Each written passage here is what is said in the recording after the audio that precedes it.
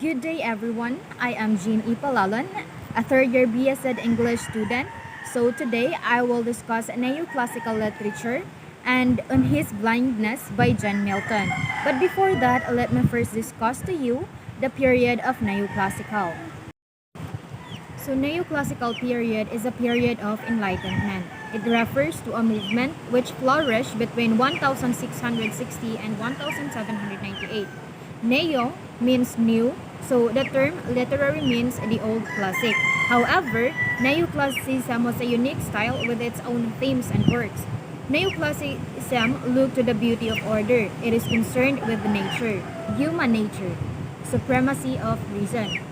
There is unity in the works of all right. So Neoclassicism began after the Renaissance, whereas the Renaissance focused on lifting the individual and making people larger than life and limitless in their potential. Neoclassicism placed the individual in the context of society. The individual became flawed and passion needed to be curbed by reason. So there are characteristics of neoclassical literature. Neoclassical literature is characterized by order, accuracy, and structure. In direct opposition to Renaissance attitudes, where man was seen as basically good, the neoclassical writers portrayed man as inherently flawed. They emphasized restraint, self-control, and common sense. So, writers of the neoclassical period tried to imitate the style of the Romans and Greeks. Thus, the combination of the terms neo, which means new, and classical, that was I said a while ago, as in the day of the Roman and Greek classic. So there we can see here there are four characteristics sa ilahang poetry. So first is it focused on classics. So neoclassicists didn't require inspiration. However, sound sense and cunning craftsmanship mixed with knowledge of the principles. The Latin classics had been their models. Their supreme was correctness, which meant strict care and accuracy in potential approach. The second one is intellectualist. So the neoclassical poetry appeals a lot to intellect than to the heart. It was dominated by cause and good sense. A lot emphasis was laid on qualities of simplicity, lucidity, and directness that Matthew Arnold called Dryden and Pope the classics of English prose. So kani silang duha mga famous writers ni sa neoclassical period. Pero lahi-lahi ra silang stage sa ilahang pagka-known. Since kaning period nahati man sa 3 stages and mauni ako i-discuss to you later. Third is satire. So the perspective of neoclassical poets was essential and analytical. The age grew to become the golden age of satire and parody, didactic and ethical poetry and criticism.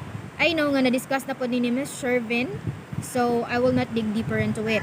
So the last one is the use of heroic couplet.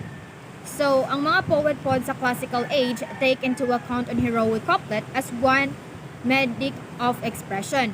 The epigrammatic fierceness of the close couplet inspired the writers to make ample use of it to their writing. And appropriate po siya for satire, maong ang satire was most popular type of poetry in this period. So here are the popular types of literature in this period. The parody, essays, satire, letters, fables, melodrama, and rhyming with couplets.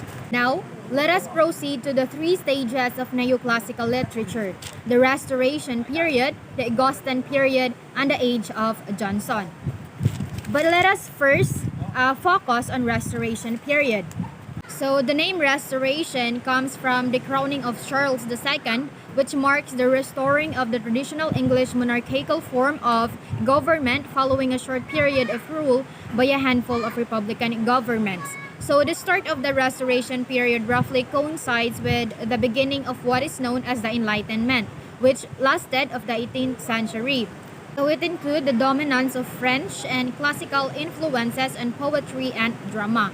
So Restoration literature continued to appeal to heroic ideals of love and honor, particularly on the stage in heroic tragedy. Although the influence of the Enlightenment on the Restoration period is tremendous, it is important to note the humility towards human reason is common to Restoration literature. So, Here are the famous writers in this stage. First is John Dryden. John Dryden is considered by many to be the quintessential Restoration writer. He was one of the most prolific of the time. He carried favor with Charles II, and after the publication of his longest poem, Annus Mirabilis, 1667, was named Poet Laureate in 1668. He continued to write poetry, plays, and prose, including works of literary criticism, as well as translations and adaptations of classic works. The second one is John Milton. Milton is included here only because he published his magnum opus during the Restoration. He served under Oliver Cromwell during the Commonwealth period and published works in favor of the execution of Charles I. So he did not generally accept the lax spirit of the court of Charles II, but his work remains an important staple of the time and is thus included here for your edification. So his Restoration prose drew more like witty, urbane conversation and less like intricate rhetorical style of previous writers. Let's proceed to the third one, William Temple John Locke. He is an English statesman and diplomat who formulated the pro-Dutch foreign policy employed intermittently during the reign of King Charles II. In addition, his thought and prose style had a great influence on many 18th century writers, particularly on Jonathan Swift. Next is Aphra Behn. She is often referred to as the first English woman to make a living as a writer. Her early life is the source of much speculation and details are murky. However, she was a prolific writer and a staunch loyalist. She may have traveled to Suriname, then a Dutch colony, and there are records that indicate she acted as a spy for King Charles II in the Netherlands. She wrote poetry, plays, mainly comedies, and works of fiction. She was highly regarded as a wit during the Restoration era. Fifth is William Wycherley. He was a playwright, best remembered for his comedic plays. He was originally enrolled in Oxford to become a lawyer but never finished and instead joined the Navy. And following his military career, became a playwright in the court of Charles II and eventually a tutor to the king's illegitimate son. So the rest of his life fell to misadventure, but his work endures as some of the most popular theater of the Restoration. Number 6 is Margaret Cavendish, the Duchess of Newcastle. She was a prolific writer of the time, a loyalist after the regicide of Charles I. She and her husband were forced into exile. Upon return after the Restoration, they were given the titles of Duke and Duchess. Cavendish is not only notable for her considerable oeuvre, but because she wrote about politics and science. 7 is John Wilmot, 2nd Earl of Rochester. He is remembered as much for his licentious and libertine lifestyle as for his biting wit and satirical, comedic, and bawdy poetry. As part of Charles II royal court, both his concupiscence and his work embodied the lascivious and rakish attitudes of the Restoration aristocrats. 8. Samuel Pepys. He was an administrator who rose through the ranks of the English Navy to serve directly under Charles II. He is perhaps most notable, however, for his extremely detailed diary that he kept daily, beginning on January 1, 1660. This diary is an invaluable primary source into daily life during the English Restoration period and a must-read for any scholars of the Restoration. So the entirety of Samuel Pepys' diary is one of the best primary sources from Restoration in England. So here, there is a famous composition in this period, the Restoration period, which is All for Love by John Dryden. Now, let us proceed to the second stage, which is the Augustine period. So the term Augustine was first applied to the literature of the 18th century as a term of high praise. The 18th century is called our indispensable century. Those who use this term believe that as the age of Emperor Augustus was the golden age in Latin literature in the Roman Empire. So the 18th century was the golden age in literature in England. So the Augustan period is noted for its fondness for wit, urbanity, and classical, that is mostly Roman forms and values. It is called Augustan because King George I wanted people to think he was like Augustus Caesar. So this period is marked by the annotation of Virgil and Horace's literature in English letters. The Augustans were eventually overshadowed by the growth of English Romanticism. So here are the famous writers in this period. First famous writer is Daniel Defoe. He was born in the late 17th century and became one of the greatest known writers of the Augustan age. He was also a trader, journalist, pamphleteer, and a spy by profession. He was known as the pioneer of periodical essays and has carved his place as a great essayist in the world of English literature. So his most important works were published between 1704 to 1713 under the newspaper called The Review. So Defoe's most famous work is Robinson Crusoe, which was published in 1719, and Moll Flanders in 1722. Next is Richard Steele and Joseph Addison. So they are both born in 1672. So both Richard Steele and Joseph Addison are known for their periodical essays. They are considered as the actual initiator of periodical essays and were prominent for their famous journals, The Tatler and The Spectator. Next is Jonathan Swift. He was born in the late 17th century and is known as an Anglo-Irish playwright, satirist, poet, pamphleteer, essayist, and Anglican cleric. So he is a prominent writer of the Augustan age and was famous for his controversial works like The Modest Proposal, The Battle of Books, A Tale of a Tub, Gulliver's Travel, The Journal to Stella, and The Drapier Letters. So most of his prose is in a satirical tone with obvious humor and irony. Next is Alexander Pope. He is another important philosopher, poet, and representative satirist of the Augustan age in the field of 18th century prose.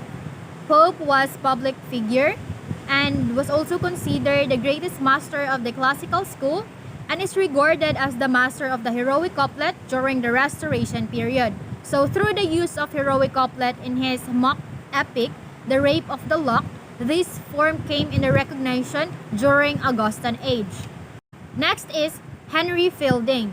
So the greatest novelist of the 18th century who took to novel writing after a career as a dramatist, journalist, lawyer, and magistrate. So the history of Tom Jones' Fondling is his masterpiece. In the course of writing, Tom Jones Fielding has also provided his insights on the art of writing a novel. So Fielding in his works talks about the contrast between social classes of British society. Next is Oliver Goldsmith. So he was considered among one of the chief poets of the Augustan age and is also known as the transitional poet. So Goldsmith is an Anglo-Irish playwright, poet, and novelist of the 18th century. So Lord Clare was the patron of Goldsmith. So Goldsmith's contribution can be seen in many periodicals, pamphlets, and journals like Critical Review, which was first edited by Tobias Smollett.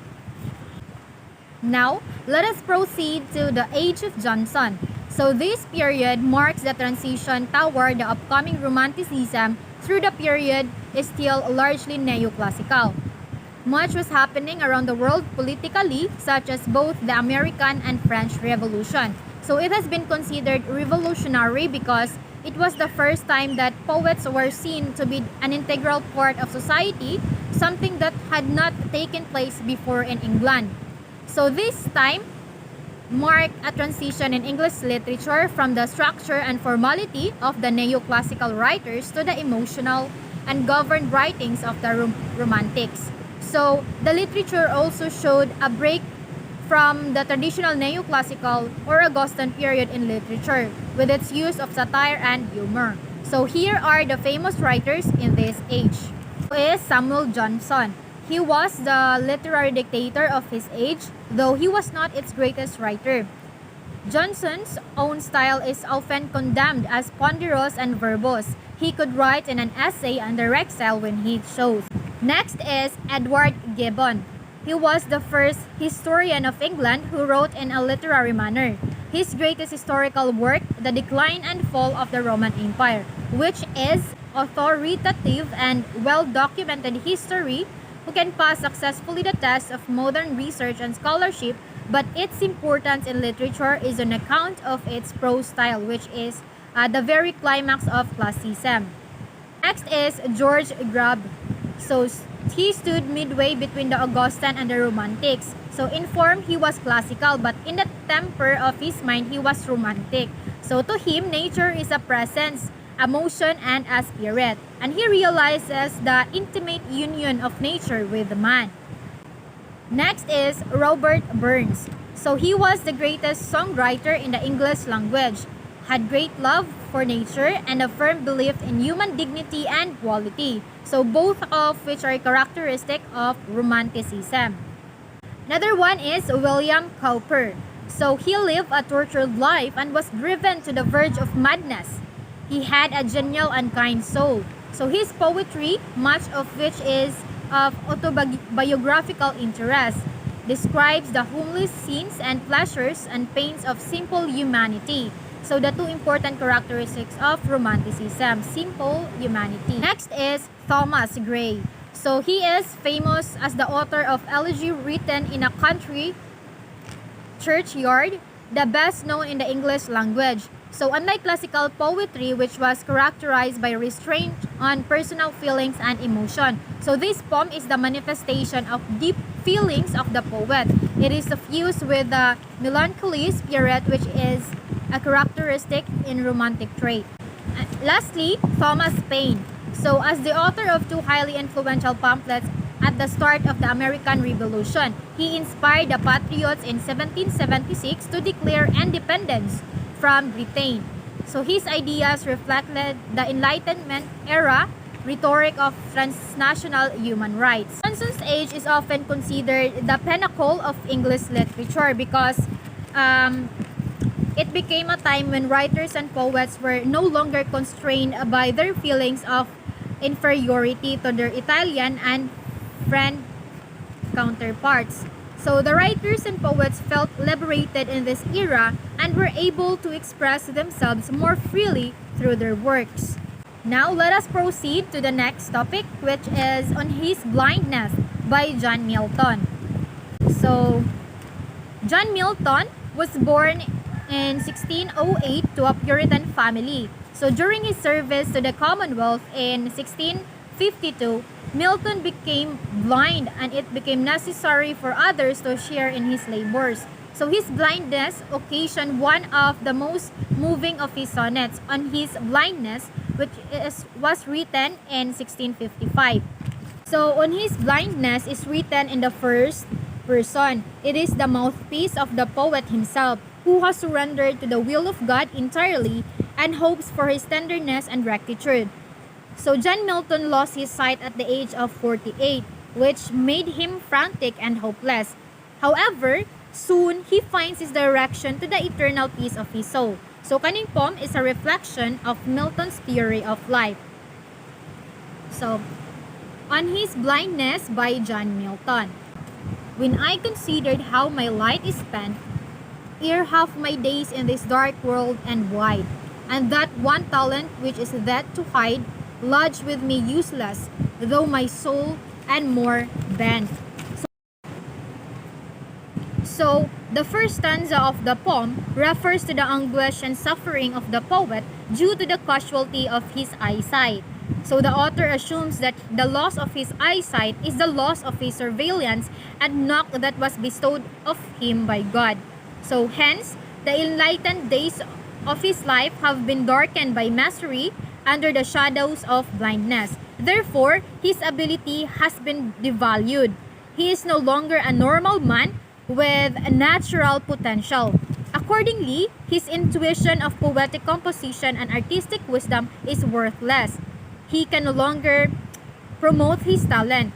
There's no endeavor in his life and no obstacles that require hard work to cross. So murag kanang his life has no motive and his vitality is futile, meaning kanang no useful purpose. Now, let us proceed to the second stanza. To serve therewith my Maker and present my true account, lest he returning chide. Doth God exact their labor, life denied? I fondly ask, but patience to prevent. So, in the second stanza, the writer soon comprehends that it wasn't his propensities that withheld, but it was lamentation that made it vanish. Despite the sorrow, he should be thankful for his skills and vision. He emphasizes that God still wants him to serve humanity and utilize his inbuilt sight for a prosperous world. He wonders that he must contribute to provoking spring in the garden of humanity. He must use his wisdom to eradicate the rust of leaves and to shower bloom on the flowers through the leverage of his sacred words. Now let us proceed to the third stanza. That murmurs and replies, God doth not need either man's work or his own gifts, who best bear his mild yoke. They serve him best. His state is kingly. Thousand at his bidding speed and poster land, and ocean without rest. They also serve who only stand and wait. So in the last stanza, the poet illustrates the key to optimism. No matter what you have lost, you should always strive for the progress of yourself, your mind, imuhang soul, and your body. So makaingon gud ta nga Milton personifies patience as a rescue from the dilemma and catastrophe. So let yourself be the angel who works for God without any avarice of profit. So clearly, on his blindness is a divine and universal sermon to all those tormented people who have unbounded faith in God's plan. It's an indication that we always have to be passionate and promising when it comes to aiding humanity. So that's all for my report. Thank you, and I hope you have learned something.